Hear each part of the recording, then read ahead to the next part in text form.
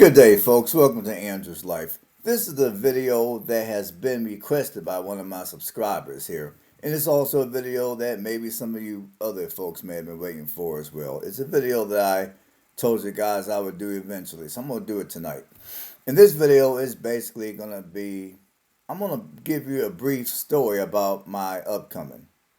I don't know how long this video is going to be, so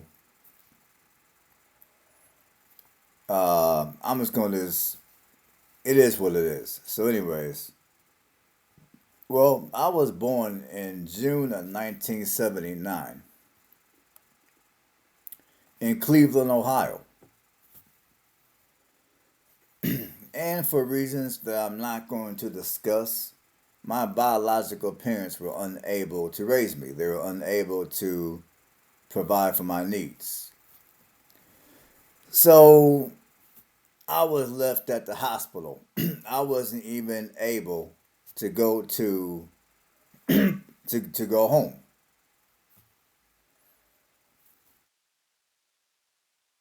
So from what I understand, my biological mother at least, she visited me several times.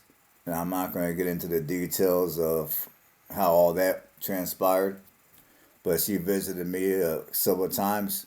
She wanted to take me back to her house, but the hospital would not let her because for whatever reason she was not she did not have the tools to provide the proper care that a child needed.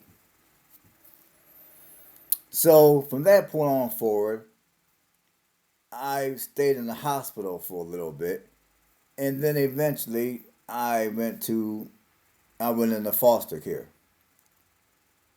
Now, I was in a few different foster homes. I was in a total of four foster homes. And and the fourth foster home was the foster home that saved my life. Because without getting into too much details, I'm not trying to get super mushy on this video. So with that being said, the first three foster homes were not the best experience. I mean, I was going through some crazy stuff. So the fourth foster home I went to was a winner. And even to this day, I still keep in touch with my foster mother. I mean, I go every few months whenever I go up north to visit my family. I also visit my foster mother because my foster mother is part of my family as far as I'm concerned. If it wasn't for my foster mother, I most likely wouldn't be sitting in front of you guys because my foster mother saved my life. Well, her and her husband saved my life. Now her husband, rest in peace to him. He passed away back in 2000. He passed away back in 2003. So that's why I keep saying my foster mother. So if it wasn't for my foster parents, I most likely wouldn't be alive. And again, I don't want to get too much into detail of what happened, of why that came about. I'm just going to say my foster parents saved my life. So to this day, I am so appreciative of what they've done for me, I can't even put it in words. All I can say is I consider my foster mother part of my family, like my other family. So, the foster mother who I keep in touch with today, I lived in their home for I lived in their home for 2 years, for about 2 years. There were me, and then she had two of her own children. Yeah, there's me, and then she had two of her own children. Now my foster mother, uh, which I to this day I still go visit. She had a total of 49 foster kids, And she told me that I was, I don't know how to put it, but she told me that I was special. Special in the way that out of all the other foster kids that she took care of, I was the most challenging, which I probably was. Because when I mean, I went into her care when I was about 4 years old. And at this time, I was 4 years old and I weighed about 40 pounds. I was grossly underweight. I was grossly malnourished. So uh, as soon as I got to my foster parents' home, the last one before I was finally adopted, my foster parents, I mean, basically they took me to their doctor. Their doctor checked me over, and I was deficient on a bunch of critical nutrients. I was severely underweight. I mean, basically, I was a bag of bones. I was 4 years old, 40 pounds. And at the time, I was uh, I was unable to talk. I couldn't talk for nothing. So my foster parents, they had to teach me how to talk. They also had to bring my nutrition to what would be considered normal for a child of my age at that time. So, basically they practically had to shove a bunch of medicine and vitamins down my throat because that's how malnourished I was. Like me and my foster mother, whenever I go visit her every few months, she keeps telling me these stories, and she tells me stories of when I first came to her house. The only thing I would eat were hot dogs. I would eat nothing more than hot dogs, and of course, I love candy. Well, even to this day, I love my sweets, which I'm trying to inch off of that because I'm trying to get myself healthy again. But she told me that that's all I would eat: candy and hot dogs. That's it. I mean, I mean, getting me to eat any kind of vegetables was like pulling teeth. Getting me to drink milk was like pulling teeth. Getting me to even drink water was like pulling teeth because apparently in all the other foster homes that I was at, that's all they fed me: hot dogs, candy, and a bunch of soda pops, a bunch of pop, fruit punch, nothing nutritious. So I didn't start eating fruits and vegetables and drinking water, drinking milk until I got to my fourth foster home. So I got there. They brought me up they brought me up to health, and I learned how to talk. And while I was at the foster home, they began to teach me how to alternate because I couldn't. Remember, I couldn't even walk. So they had to teach me how to talk. Oh yeah, and that's another thing. I couldn't even walk. So they also had to teach me how to walk. Now at the time that my foster mother took me to the doc to their doctor, the doctor that they've been using for all the other foster kids before me. The they took me to the doctor, and at first the doctor looked at me, and the doctor thought that, okay, well, I'm probably not gonna ever be able to talk or walk ever in my life. The doctor had little to no hope for me. The doctor basically stated that I would be somewhat of a vegetable because I couldn't. My motor skills were just way below what they should have been at that time.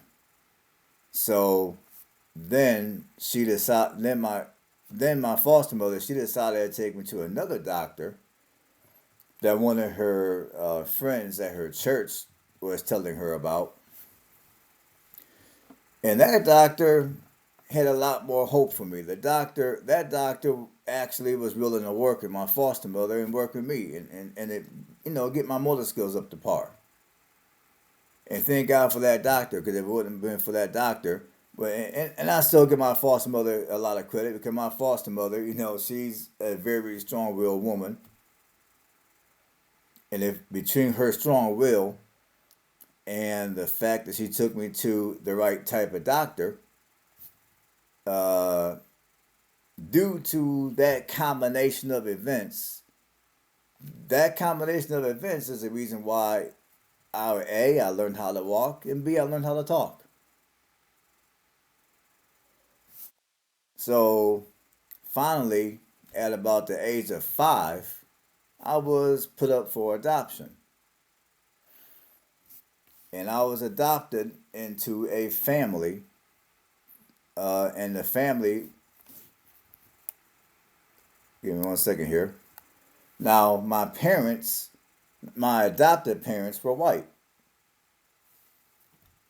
I mean, as far as I'm concerned, they were my parents, even though they may have not been blood, they were my parents because they provided everything I needed in order to succeed in life. So I say adopted parents because they're not blood. I think you guys know what I mean. But anyways, I was adopted at the age of 5 into a family to where both my mom and dad were white, and I say were because both of them are deceased. So rest in peace to my mom and dad. And by the way, I have not bothered to look up my biological parents. I mean to do it, and at some point I will. I just haven't gotten around to it yet. But rest in peace to my parents, the ones who raised me, and both of them are white. Now, in my adopted family, all all my siblings, none of them were blood. They were not blood to me, and they were not blood to my parents. Now my parents, both of them are white. Now me, I'm the youngest in the family. I'm black. My I, there's me. I have a brother, and I had two sisters. And I say had because one of my sisters rested. Uh, my one of my sisters, she passed away back in 2004 of cancer. So R.I.P. to my older sister. Now my older sister was Hispanic. My other sister, who she's still with us. She's biracial, white and black. My brother, he's also biracial, white and black. So none of us are blood. None of us are related to each other, and we're not related to, you know, our parents. My parents, my adopted parents, they never had any of their own uh, biological kids. All their kids were us. They never had any of their own biological kids. And to be quite frank, I didn't even think to ask how come you didn't have none of your own biological kids. It never came up in any conversation. It was never a discussion. It was never even a question that I've asked. Now, I don't know if any of my siblings asked. I don't know. I know I didn't ask. So I have no idea. And again, uh, the life that I'm living today, again, between my foster parents and my adopted parents, if it wasn't for those combination of events to occur, I probably wouldn't even be alive. And I'm going to keep it all the way real. And to backtrack a little bit, honestly, what got all of this started was CNA. And I can't believe that I almost forgot about this part of the story. Shame on myself. So there was a CNA that was working at the hospital that I was at before I was before I was put in my fourth foster home. Because when I was taken out of the third foster home, I believe I went back to the hospital for a little bit until they had another foster home to put me in. So while I was in the hospital, yeah, I think I was in the hospital. I was in some kind of medical facility. Uh, there was a CNA that was there, and she always was real friendly, real nice. She always would come play with me, and I remember her distinctively, even as young as I was. I think I was like 3 years old at the time. Well, maybe, yeah, I think I was like three. I can't remember, but I remember her extensively. She's a CNA at the hospital, and what happened was her mother. She went home and told her mother about me, and her mother happened to be friends with my foster parents. My foster parents' names were Alice and Bill, and the CNA who I'm talking about, her name was Lori. Now Lori's parents were friends with Alice and Bill, my foster parents. So they told Alice and Bill about me, and that's how this whole process of me finally getting adopted even began. So another person who I gotta give credit to for helping save my life and giving me a chance at life was Lori, who was a CNA at the time. So for those of you that go to hospitals or you go to a nursing home and you look at a CNA like, okay, they ain't got no education, they ain't got no skill, all they do is they clean bottoms all day. Don't uh, don't underestimate or undervalue a CNA, because you never know what a CNA could do for you. Or if you have a child in the hospital, you never know what a CNA can do for your kid. You never know. So it's never a good idea to judge a person based off of the position that they work. FYI. But anyways, so I was finally adopted at the age of 5. Now my parents' name, rest in peace to them, Sue and Norm. So let's see. So yeah, I was finally adopted at age 5. Now, as far as how I was raised, well, both my parents had a college degree. They both were college educated. How come I don't have my college degree? Well, I'm gonna be real with you. I don't have a college degree because I couldn't stay focused. Real talk. I mean, I could barely even stay focused in high school. I mean, if I was able to rewind my life back to when I was 18, 19, I would have went to trade school. I mean, I tried going to college several times, and I just could not focus. I just could not bring myself to focus enough to graduate and earn a degree. So eventually, I just gave up on the idea of going to school, and I just stayed in the workforce, and I figured out how to how to succeed in life, just doing general labor type jobs. And speaking of work, the work ethic that I developed over the years, I credit that to my parents, because I remember when I was I remember now as a kid,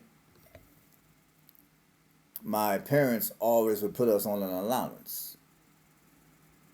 Like every time I washed it, like every day after dinner, I would have to wash the dishes.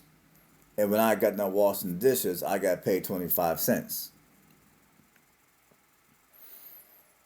Sometimes rather than doing dishes, I might have to vacuum the house. And whenever I vacuum the house, I got paid 50 cents. So when we were like super young, we were put on an allowance. Now, one day, we had a department store up the street from where we lived in Elyria, Ohio, because for those of you that have been watching my channel, If you've been watching me for the last, and I'll just say, few years, I did a video of Elyria, Ohio, which is 30 minutes west of Cleveland. That's where I grew up from. That's where I grew up. I grew up in Elyria, Ohio, for those of you that don't know. So, anyhow, there is a department store in Elyria, Ohio, which was just a few miles up the street from where we lived. And the store was called Hills. Now, for those of you that are from Northeast Ohio, you might remember the store called Hills. Well, me and my mom, we were in Hills, and we went to the toy section. And this was back in, and let me think, this was back in early 1991. I was looking at this bicycle. It was called the Huffy White Heat. Now, for those of you that are around my age, in your mid 40s, you probably remember the Huffy White Heat. It had them fancy things in front, like in front of the handlebars. It's like these fancy plastic things, and the bike was like super bright. It was white with fluorescent green. It is like a 24-inch mountain bike, a 12-speed. I looked at this bike and I said, "Hey, Mom, can you buy me this bike?" My mom looked at me with a smile. And I'm getting excited because I'm thinking, okay, she's going to get me a bike. I'm going to be riding, I'm going to have this brand new bicycle out here. My mom looked at me with a smile. And then she's like, "I'll think about it." So I was thinking to myself, okay.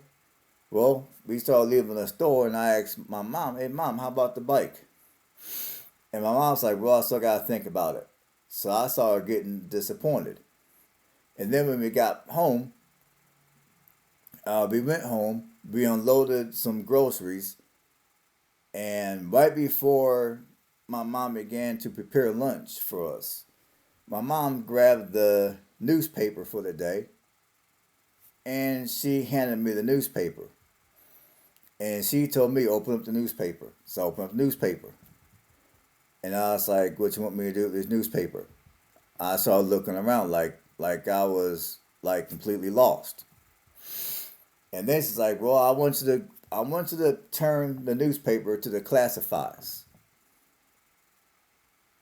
So okay. So I go to the classifieds. And then my mom was like, "Okay, well, go to aisle 4 where it lists different paper routes that are currently available." So okay, I went to, I think it was aisle 4 if I can remember clearly. And then she's like, "Okay, scroll down." Okay. And my mom was like, "Well, you see this paper route right here?" Now this paper route was like a couple of streets away from where we lived. And my mom was like, "Well, if you want that bicycle, you're gonna have to take this paper route." So at first I couldn't quite comprehend what she was trying to tell me. And then finally, okay, I get it, I got it. So basically, I'm gonna have to have a paper route. So I looked at my mom and I was like, "So I get to have a paper route?" And it's like, "Yes, you're gonna have to do a paper route." So you know, I think I was, you know, I don't know. I think I'm a little. I think even as a kid, I was a little weird because a lot of kids, when they say you're gonna have to have a paper route, a lot of kids my age at that time, they would have thrown a freaking tantrum and like, "Nah, I ain't doing no paper route. Forget that. I want to go outside and play. I want to play, basketball, whatever." But when my mom told me that I'm gonna have a paper route, I got excited because I'm thinking, okay, I get to make my own money. Okay, so I started getting excited, and I think I even surprised my mom by how excited that I started getting because I get to have a paper route. I get to make my own money. See, my oldest sister, Lori, the one who passed away of cancer, she had a paper route. My brother Mike, he had a paper route. So now that I get to have my paper route, I'm excited, man. So I can get out here and get a little bit of money. I'm excited. So my mom was like, "Well, do you want to have a paper route?" I was like, "Yes, I would like to have a paper route." So then we went to the phone, and My mom was like, pick up the phone. This is a phone number. Dial it. You're going to call the Chronicle Telegram because the name of the newspaper company was the Chronicle Telegram. So I'll call the Chronicle Telegram. And then my mom was kind of helping me out of what I needed to say and how I needed to say it. And whenever they requested to talk to an adult, I handed her the phone. She said what she had to say, and then she handed me back the phone to talk whatever I was able to talk. Whatever questions that they asked me, I just answered. So, make a long story short, we got done talking on the phone, and then the manager, the district manager of the paper routes in the area where I lived, the manager came to the house. She spoke to me and my mom in person. And then after that, I officially was hired on to do the paper route by the Chronicle Telegram. So I had this paper route from the age of 11 up until the age of 15. The first year that I had my paper route, it took me 6 months to save up the money necessary in order to buy my Huffy White Heat bike. So after 6 months of saving up this money, I was able to buy the bike. Now, at the time, I was making, if I can remember clearly, I was making maybe $16 or $17 a week off the paper route. Now, when I got this money, since I was raised in a religious family, a little bit of that money had to go for tithing. Had to go for tithing. And then a little bit more of that money had to go into a savings account that I could never touch until I was an adult. And then out of the rest of the money I had left, I could do whatever I wanted to do. I wanted to buy this bicycle desperately, so what I did was I took $1 for, for buying junk food. I took the rest of the money and I gave it to my mom, and my mom put it in an envelope. And then every week I would keep adding money to this envelope, and then 6 months later, I finally had the money necessary to go and buy the bike. So the very first thing I purchased with my paper route money was that Huffy White Heat that I wanted. So at first I was a little nervous that we might go to the store and the bike ain't there. Well, we go to the store and guess what? The bike is sitting right there. The type of bike that I wanted to buy 6 months ago, but my mom wouldn't do it because she wanted me to earn it. So I brought it. So anyways, I had the paper out up until I was 15, and then a little before I turned 16, I quit the paper route and I got my first fast food. I got my first, I guess you can say, regular job working at Burger King. And the Burger King that I worked at was like up the street a couple of miles from where I lived. And sometimes if the weather was crappy, my parents would drive me to work. But if the weather was half decent, then I'd ride my bike to work. And it was like a couple of miles from my house to Burger King because that's where I was working at the time.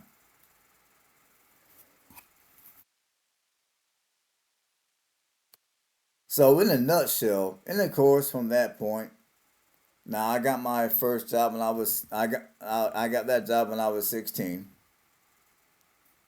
And obviously from that point I graduated high school a couple years later and got into the world as an adult and all that type of stuff.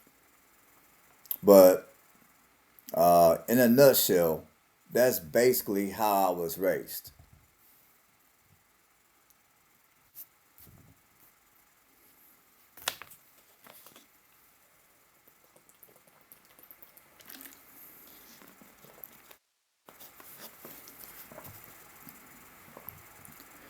Now my parents, they wanted me, they desperately wanted me to go to college, and they were hoping that I went to college. They were hoping that I graduated college.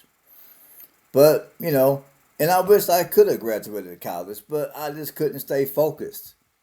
I had trouble staying focused in college. I had trouble staying focused even in high school. I was not one of those type of students that was good at hitting the books and staying focused. I just couldn't do it. If I would have known back when I was a lot younger, as I know now, I would have just learned a trade and been out here and worked that trade and ran the bag up, kind of like what I'm trying to tell a lot of you younger folks out here to do.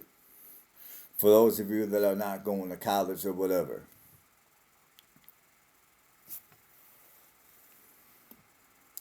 But yeah, in a nutshell, that's how I was brought up. Now, there's probably more that I could add to the story, but I think we're over 30 minutes into the video. I think I gave you guys enough information. I think you guys get the general idea. So hopefully you guys got something out of it. Hopefully this story will kind of help you guys a little bit understand my thought process on certain topics here on this channel. And if you like this video, please give it a thumbs up. If you haven't done so, subscribe to the channel. And on that note, stay blessed. I'll catch you guys on the next one.